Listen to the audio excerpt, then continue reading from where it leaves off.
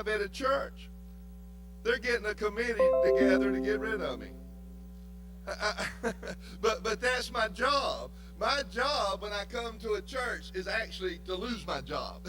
That's what I'm supposed to do. And if I don't lose my job, then I haven't done my job. It's kind of a unique situation that I'm in. But most of us, it's really difficult in dealing with rejection. When you get into this chapter here, 3 different cities, as Paul and his group, they're going into these cities, and in 3 of them, they're going to have some kind of rejection.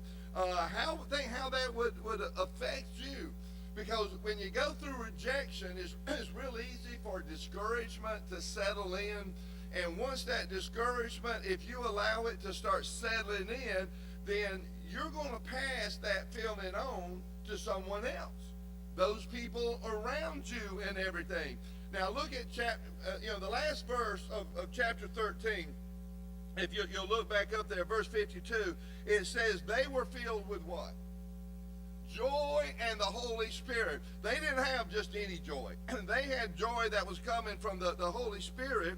And so as they go forward and as they go into these cities here, they are not going to let rejection or anything else take away their joy or keep them from sharing the gospel of Christ. Because that's really where the joy was coming from, was from sharing the gospel of Christ. So look in verse 1. We find them now. They're still on the first missionary journey. We're still traveling along with Paul. And you look there in verse 1, and what city do they go to first? Iconium. That they go in there. That's about 95 miles from up at Antioch in Pisidia. That's where they were. And so it's about a 95-mile journey and everything. And you probably know the answer from the last couple of weeks already. But when they get there, where do they go first? The synagogue. They always do. I tell people all the time, you've got to be faithful to the local church. You can worship elsewhere, but you need to be faithful. They were. And so they go in there in verse 1, and they start sharing. And what's the result when they went in there? How many came to know the Lord? Okay, a dozen is 12. A gross is 144. How many is a great multitude? It's a whole lot. Yeah, I don't know exactly. Yeah, I don't know, but we know it's a whole lot. So imagine all of these people. Now, do you think they're excited? Do you think they're not overflowing with joy when they have these meetings and they speak to the people, and all these people, this great multitude is coming to Christ, and so, man, they're talking among themselves about how great it is and how wonderful it is, and they're laughing and they're having a good time.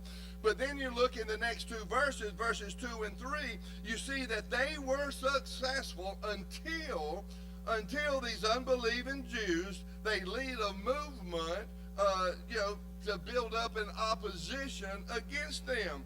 Now, did they quit? Did they quit doing that which they were called to do? Remember, at the beginning, they laid hands on them and they sent them out to share the word. So did they quit doing what they were sent to do just because there were some who rejected them? No, they kept going. They kept sharing the gospel. We're always going to have this rejecting. Look in verse 3. How long did they stay there? How long's that? A long time. We don't know. The scholars, a lot of scholars and things, they guesstimate, that running all these numbers and things, that they were probably there, about 6 months. Now, the interesting thing about that, if they were there 6 months, we know it was a long time, even though we don't know exactly. That would be enough time for them to go in there and they establish a church. They can disciple these new Christians and they can get everything set up. Now, look in verse 4. Just leave it to a pair of preachers. Just leave it to a couple of preachers to stir up a city and turn everything upside down. It said part of the people, they sided with the Jews who were in opposition of the gospel. The rest of the people, they were joining, the apostles and everything. And so those in opposition, they're saying, we got to do something here. We've got to figure out some way to stop them from sharing the message. Remember, the Jews had been looking for a Messiah, but they wanted a Messiah, and they had been expecting a Messiah that was going to have an earthly kingdom. That was not Jesus and everything. They didn't pay attention to the Old Testament scriptures that had said otherwise. And so, they would not accept that Jesus is the Messiah. And so they've got to stop these Paul and them from coming in. And so they come up with a plan. Look in verses 5 and 6. When you look at those verses, what kind of plan did they come up with? Do you think it would work? Do you think it would stop him? What was the plan? Yeah, they're coming in here and they're going to stone them. They think that in verse 5 and 6 that that's their plan. We will just bring these guys in and we're going to stone them, and that will put a stop to it. But look in verse 6. The Holy Spirit did what? It let it be known. You see that? It let it be known about the plot that was taking place. They were aware of it. The Holy Spirit's doing that. And besides, if you're planning a stoning, and if you're running around telling, hey, you got any good rocks? Do you have any big ones? Get the biggest one that you can pick up and throw. And they're running around telling this, somebody's going to talk, And so, with the believers and things, and so it gets back to them. Now, Paul and Barnabas, I don't know about you, but Paul and Barnabas has no desire to stick around and get stoned to death, by an angry mob. And I don't blame them for that. I was preaching in India one time, and people started throwing rocks. A bunch of radical Hindus came in, knocked out the power and stuff that we had, and started throwing rocks. Missed me. They did hit 2 nurses that I had with me and things. It's not a fun situation to be in, but it says they left. They began, and they're going to flee. A wise man, a wise woman, they will know when to stand your ground for the glory of God and when to leave for the glory of God. Now, when I say to leave, that don't mean you go against your convictions. You're still holding true to being a believer and everything else. But if you remember chapter 9, at the conversion of Paul, there were those that were going to kill him. Remember, they led him over the wall in a basket, so that he could go on and everything. So he left and he got out of that situation. Now, in just a little bit, we're going to see that Paul didn't always flee. There comes a time where the Holy Spirit's going to say, no, you don't leave on this one. You stand your ground, even if it means you lose your life. And so you kind of have to discern on that. Being a Marine, I know we have several Marines around here, but being a Marine, I was taught that we never retreat. Sometimes we advance to the rear, instead of retreating.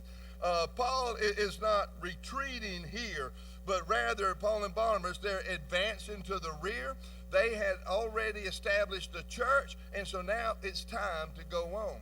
Jesus had told them in Matthew 10:23, when someone persecutes you in this city, what did he say do? Dust your shoes and go to the next one. So they leave. Look where they go. They flee to Lystra. That's where they're headed. Look down at verse 7. Lystra is about 20-mile journey, so it's not far to go. There's one neat thing about this city. When they go there, verse 7, the neat thing about this city is that it is primarily a Gentile city. That means there's not going to be as much opposition because they won't have this group of religious leaders there, Jewish, that's going to stop them. But notice what it says in verse 7. When you look up there, it said, arriving in Lystra, Barnabas looked at Paul and said, man, that was close. Let's keep our mouths shut. Is that what he said? What does it say they did? They preached the gospel. They preached the gospel. You can't stop it. The more you try to stop it, the more it's spreading here. Now, when you look in verses 8 and 10, I can't ask the question that I always ask you.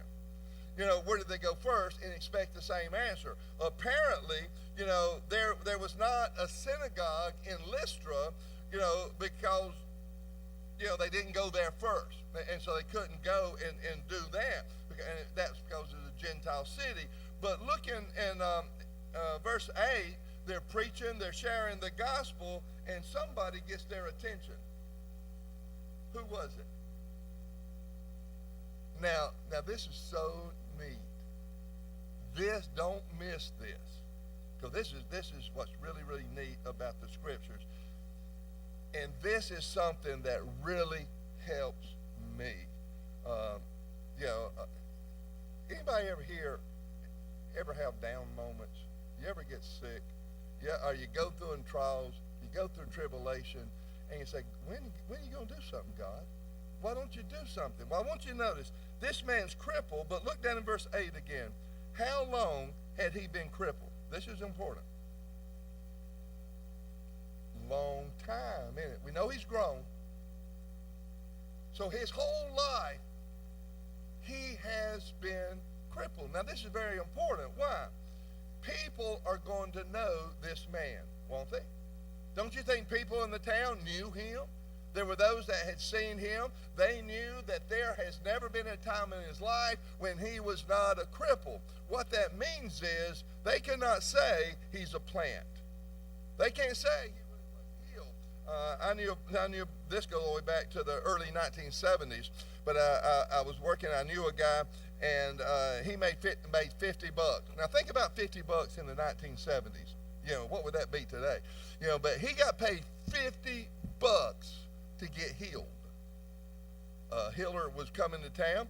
He provided, the preacher provided the crutches. All he had to do was walk in with the crutches and then throw them down and run out. He made $50 doing that. You see, this man, it couldn't be a plant. It is known this man has been crippled all his life. He's not going to be playing like he's a cripple all his life so that on this occasion he could get healed. And so everybody's going to know that this is a miracle from the true God. And so say maybe it was necessary, I don't know, for him to be sick all this time, crippled all this time, because God says, I've got big plans for you. There is a whole city that's going to come to know Jesus Christ because of you when you get healed. And so he allowed it. That's why I ask when I'm going through difficult times and illnesses and injuries, and believe me, I've had my share of those things. I say, Lord, please right now,